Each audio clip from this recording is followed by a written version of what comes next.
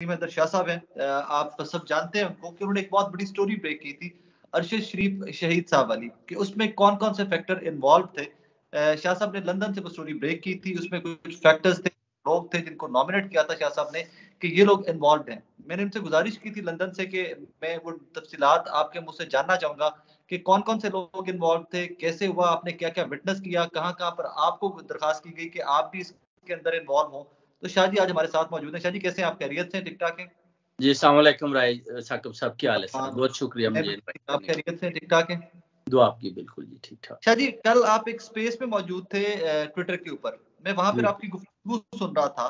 बकौल उस स्पेस में जो आपकी गुफ्तगू थी, बकौल आपके कि इस सारे पीएमएलएन के क्रिमिनल विंग को नासिर भट्ट साहब देखते हैं। जी जी जी। उसमें और कौन कौन से कत्ल अभी तक हो चुके हैं बकौल आपके, या जो आपकी इंफॉर्मेशन है कि जिसमें नासिर भट्ट साहब इन्वॉल्व थे? इसमें एक तो मकसूद चपड़ासी है, डॉक्टर रिजवान है, और उसके बाद मलिक अरशद है जो जज। और ये ये तीनों भी में डायरेक्टली नासिर भट्ट साहब इन्वॉल्व है? जी, इसमें ये सब ये नासिर भट्ट साहब इन्वॉल्व हैं, और मैं ये सारी चीजें हसन नवाज के ऑफिस में सुनता और देखता रहता हूँ कि आपस में गुफ्तगू, आपको रोजाना का बैठना उठना और वो आपस में जो कन्वर्सेशन होती है उसमें साफ दिखाई देता है कि ये इन तीनों का। और मैंने पूछा भी तो वो कहते हैं कि जाहिर है इनको ठिकाने तो लगाना ही है ना जी, फिर मियाँ साहब को भी बरी करवाना है, सुभाष शरीफ साहब को भी जो करप्शन के केस बने हैं उनसे भी, डॉक्टर रिजवान ने भी जो शेयरिंग की है अरशद शरीफ के साथ, आपको पता है एफआईआर के हवाले से, उसको उसका भी कुछ करना था। तो बड़ी चीजें इन्वॉल्व हैं जिसमें काफी कुछ कह लें कि डर्टी हैरी जैसे लोग हैं वो भी इनके साथ मिले हो। इसी वजह से आप देखें खान साहब को भी उठा के इन्होंने पीछे फेंका, ये तो सबके सामने है, इसमें तो आप कह कोई। रहे हैं कि और ये तमाम लोग जिनका नाम इमरान खान साहब लेते हैं वो नासिर भट्ट साहब और पीएमएलएन से राब्ते में रहे हैं सर?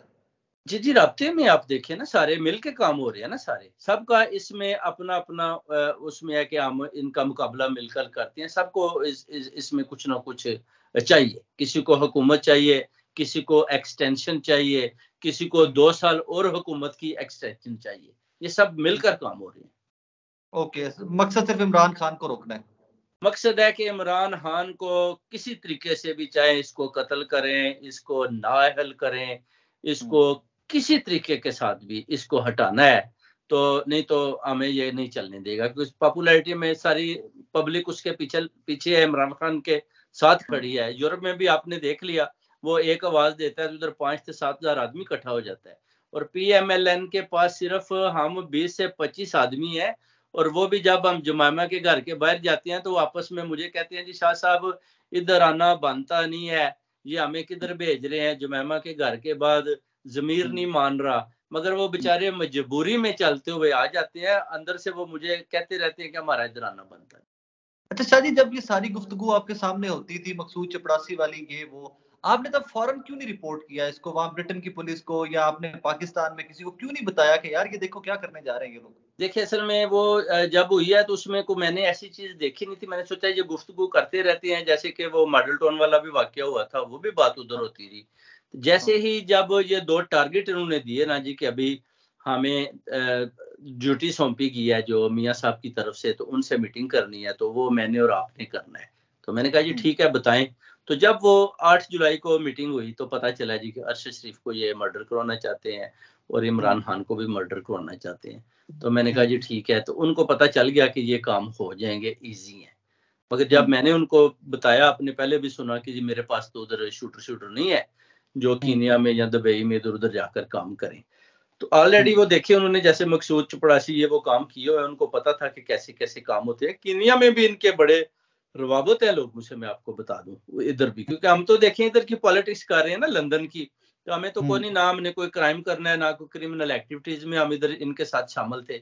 जब ये बातें शुरू हुई तो हमें भी शामिल किया गया कि ये भी हमारा साथ देंगे गुजरात की तरफ से, जब उधर भी कोई काम चाहिए तो ये गुजरात वाले करेंगे।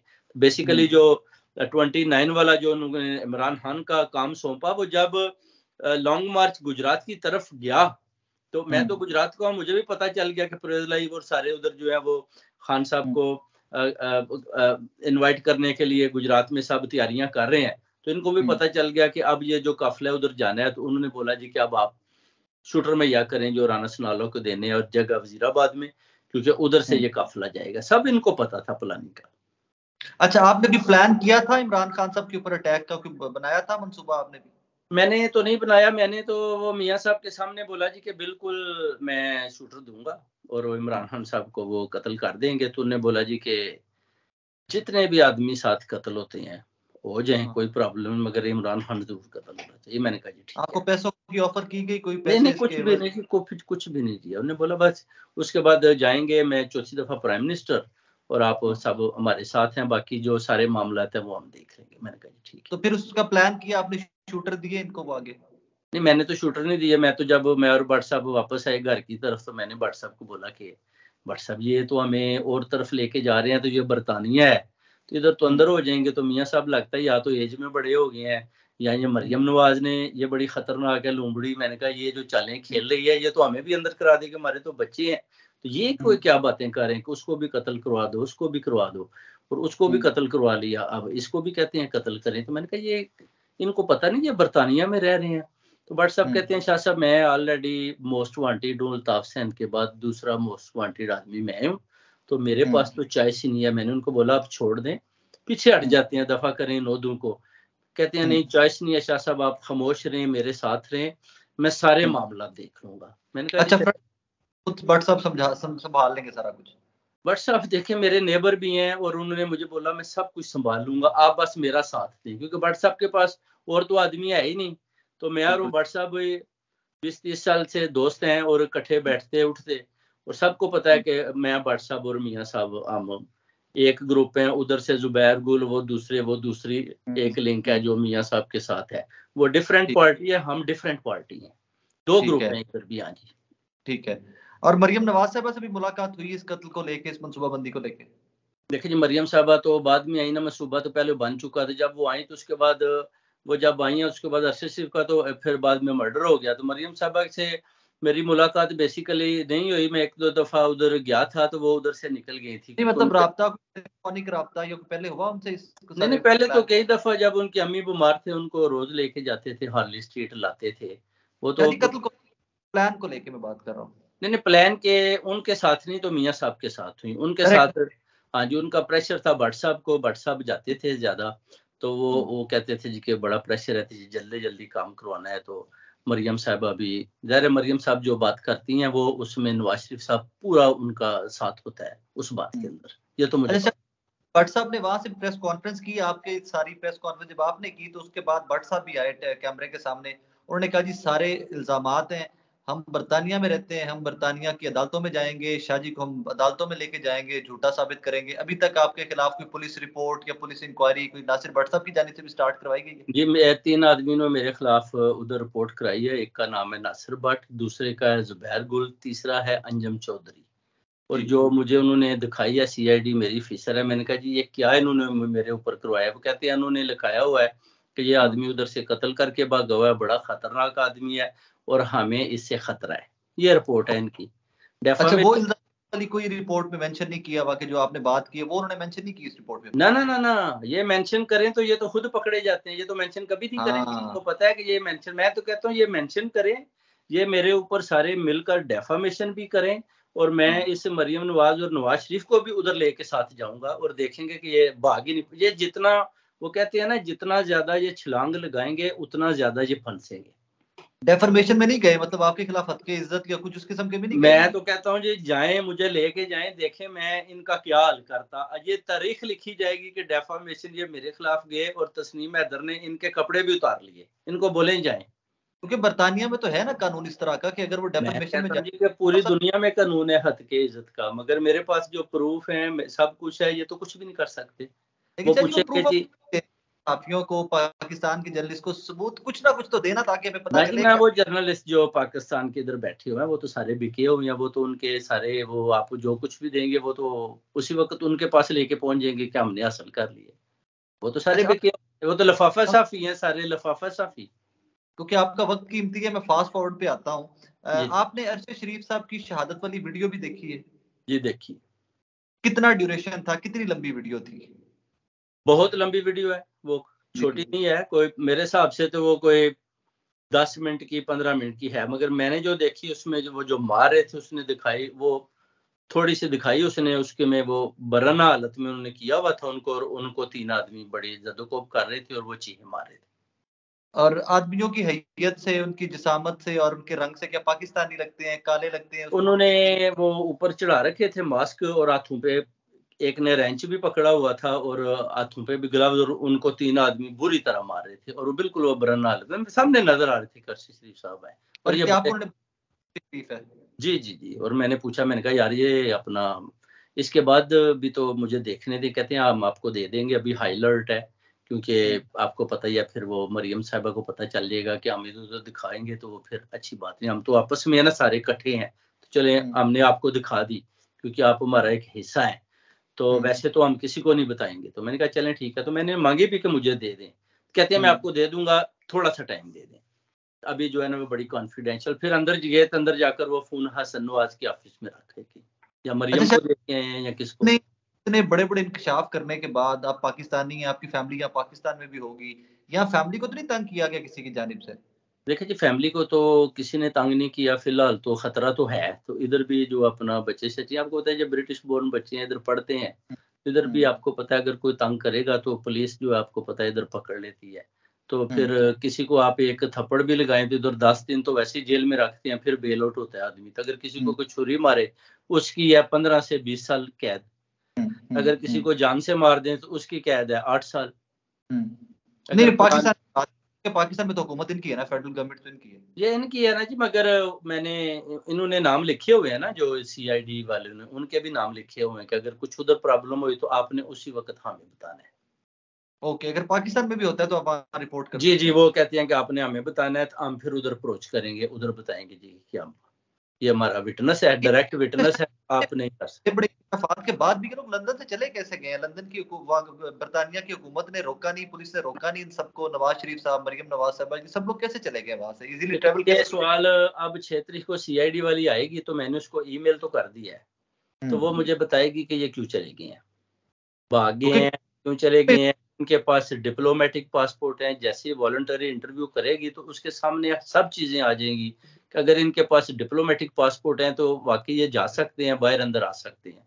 अगर इनके पास नहीं है तो फिर ये कैसे चले गए हैं, ये तो अब वही बताएगी चेक करके कंप्यूटर में सारा कुछ। जी, इसमें दो चीजें जो कल के मैंने आपकी गुफ्तगू सुनने के बाद थोड़ी सी रिसर्च उसके ऊपर की है। डिप्लोमेटिक ऑफिशियल डिप्लोमेट होना, जो एम्बेसीज में काम करते हैं उनके पासपोर्ट और उनके मामलात और हैं। एक ऑफिशियल पासपोर्ट होता है, जो इनके पास पासपोर्ट डिप्लोमेटिक ऑफिशियल पासपोर्ट है, इनके राइट्स और हैं, उन लोगों के राइट्स और हैं। इनके पास स्टेटस नहीं है डिप्लोमेटिक, मगर इनकी रूलिंग गवर्नमेंट है उधर, तो वो इनको कुछ भी दे सकते हैं और ये ले सकते हैं। जी हाँ, गवर्नमेंट इनकी है ना जी, आप जो भी डिमांड करेंगे वो बन जाएगा, जो बोलेंगे वो हो जाएगा। अच्छा शाह जी, जो अरशद शरीफ साहब के कत्ल की तहकीकात कर रही है, जो गवर्नमेंट और बाकी लोग तहकीकात कर रहे हैं, आप उनकी मदद करना चाहेंगे? अगर आपको कुछ शवाहिद हैं, अगर कोई आपने चीजें इस तरह की हैं, आप उनकी मदद करना चाहेंगे, स्टेप फॉरवर्ड करेंगे उसके लिए? जी, मैंने उनकी मदद की। अपना सीपीओ साहब जो जीआईटी के मेंबर हैं उनकी कॉल आई थी, तो उनकी मैंने सीआईडी के साथ भी गुफ्तगू करवाई। मेरे सामने 15 से 20 मिनट उनकी बात हुई, उनकी आपस में टेलीफोन एक्सचेंज हुए, उनकी ईमेल्स एक्सचेंज हुई। उन्होंने बोला जी अपनी पर्सनल ईमेल दी, उन्होंने बोला जी नहीं आप हमें ऑफिशियल ईमेल दें, ऑफिशियल टेलीफोन दें और हमें पता चले कि आप वाकई पुलिस वाले हैं। ठीक है, वो आपने उनका राब्ता करवा दिया? उनका राब्ता हो चुका है जी। जीआईटी उन्होंने बता दिया कि जीआईटी में मैंने गवाही दे दी है, एफआईए में मैंने गवाही दे दी है। तो इनने भी बोला कि हमारे पास भी स्टेटमेंट सब कुछ हो चुका है, हम थोड़ा सा इंक्वायरी कर रहे हैं, उसके बाद आउटकम आएगा। ठीक है, और फर्दर आखिरी सवाल मेरा ये कि फर्दर अगर आप सियासत में एक्टिव मगर मुझे उसने बोला कि मैं इनको बुलाकर इनके वॉलंटरी इंटरव्यू करूंगी, अगर ये ना आए तो मैं इनको अरेस्ट करूंगी। ये उसने मुझे फेस टू फेस मुझे गोरी ने बताया। मरियम नवाज साहिबा और नवाज शरीफ साहब जी, कहती है मैं इनको अरेस्ट करके लाऊंगी, पहले मैं इनको बुलाऊंगी सबको, जो नहीं आएगा मैं जाकर इनको अरेस्ट करके लेके आऊंगी। मतलब लंदन में गिरफ्तार होने के चांसेस हैं इनके? जी जी, उसने बोला जी आप पहले गिरफ्तारी किसकी चाहती हैं? मैंने कहा जी मैं चाहता हूँ कि आप मरियम नवाज को गिरफ्तार करें। वो कहती है वाई मरियम नवाज? मैंने उसको बोला वाई नॉट मरियम नवाज? कहती है बिल्कुल करूंगी। क्वेश्चन है ना, पुलिस वाली या कोई भी क्वेश्चन कर सकती है, आप ऑफ कोर्स क्रॉस क्वेश्चन कर सकते हैं। शाह जी, मेरा आखिरी सवाल आपके, सियासत तो जिस बंदे को चस्का लग जाए सियासत का, वो सारी जिंदगी सियासत का हिस्सा रहता है। अब फर्दर सियासत आप पाकिस्तान तहरीक इंसाफ की तरफ से करेंगे, नून लीग के साथ रहेंगे, फर्दर क्या प्लान है? देखिए जी, नून लीग को तो अब खैरबाद कह दिया, क्योंकि ये तो एक क्रिमिनल पार्टी है, तो मैं तो कभी भी नून लीग के साथ नहीं जाऊंगा, कुछ भी हो जाए, क्योंकि मैंने पहले ही अपना 20 साल इनके साथ एक किस्म के मेरे जाया हुए हैं। वही मैंने अगर किसी अच्छी पार्टी के साथ इतनी खिदमत की होती तो मेरा भी कुछ मुकाम होता। इधर देखें, हम बारिशों में, सर्दियों में, धूप में मियाँ साहब के लिए हम बाहर खड़े रहे, पीटीआई वालों से लड़ाइयाँ झगड़े, इनको एवनफील्ड उस पिछले डोर से अंदर लेके जाते रहे, 20-20 आदमी साथ लेकर जाते रहे, उनको खाने खिलाते रहे, टाइम अपना बर्बाद किया, और उसका रिजल्ट देखें क्या मिला कि इस वक्त ये सारे मेरे दुश्मन बने हुए। तो आगे आगे सियासी जमात का सोचा है किसमें जाना है? अभी देखें जो केस चल रहा है ना, उस हवाले से तो मैं किसी सियासी पार्टी के साथ नहीं जा सकता। अगर मैं बोलूं जी मैं पीटीआई के साथ चला जाऊंगा तो वो बोलेंगे कि आपको पीटीआई ने मोहरा बनाया, और वो सवालात कोर्ट में उठ सकते हैं। या आप काफ में चले गए या पीपल पार्टी में चले गए हैं, वो मेरे लिए वो जो माइनस नेगेटिव पॉइंट जाता है। तो मैं जब तक इस केस का फैसला नहीं होता, मेरी कोई पार्टी नहीं। अभी फैसला कब तक आ जाएगा, हम कब तक उम्मीद रखें?